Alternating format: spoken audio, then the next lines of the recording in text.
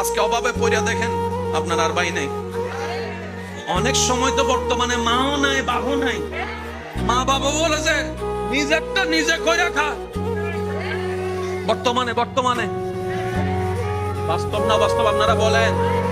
যে ছেলে কামাইতে পারে তারও আদর, তার বউরও আদর, তার ছেলে মেয়েরও আদর, নাতি নাতির বুকে টাইনা নাই। আর যে ছেলে সংসারে টাকা দিতে পারে না তারও দাম নাই, তার বউরও দাম নাই, এমনকি ছোট ছোট বাচ্চা নাতি নাতিরও দাম নাই। কথা বলেন ঠিক না?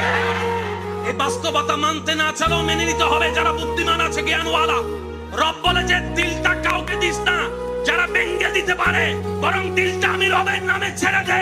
আর আমি রব তেমন দয়াবান, পৃথিবীতে বাঙ্গা জিনিসের দাম থাকে না, কিন্তু তোর বাঙ্গা হৃদয়ের দাম তোর মার কাছে না থাকলে, বাবার কাছে না থাকলে, ভালোবাসার মানুষের কাছেও না থাকতে পারে, কিন্তু তোর বাঙ্গা হৃদয়ের দাম আমি রবের কাছে 24টা ঘন্টা আছে। সেজন্য দিলটা সবসময় দিতে হবে কাকে? একটু জোরে বলেন, আরো জোরে, আরো জোরে। বান্দা হিসেবে দিব আল্লাহকে, উম্মত হিসেবে